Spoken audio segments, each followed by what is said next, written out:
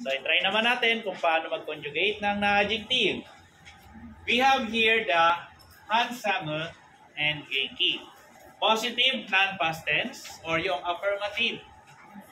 Negative, non-past tense, so negative sentence siya. Meron tayong handsome and Genki.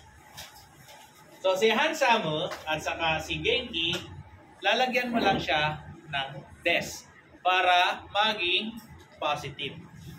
Kagaya siya sa lesson 1. Sensei des. Gakuse des. So kung na-adjective, same application. Genki des, handsome des, kirei des, etc. Now, paano sa negative? So, para din siyang lesson 1. Handsome, ja arimasen. Genki, ja arimasen. Kahit itong dalawang special natin, si Kirei at si Yume, i-des lang po natin siya pag positive, pag negative, ja arimasen.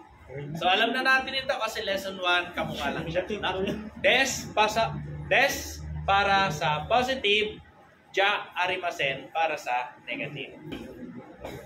Okay, try natin. Ay, Shizuka des. Sa negative tayo. Si Shizuka des. Ay, Shizuka ja arimasen. Nigayaka des. Shinsetsu des. Ay, Benri des.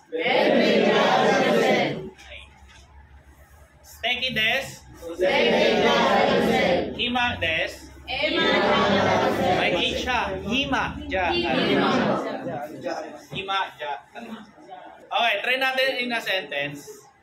So sa sentence, para siyang noun 1, noun des. Dito naman, noun 1, na-adjective des. Ang Pilipinas ay maganda.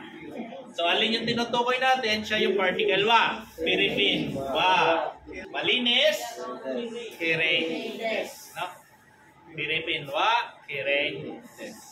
Okay, kung hindi naman malinis, kunwari, my room, kwarto mo. My room is, ayan, my room is not clean. Watashi no heya wa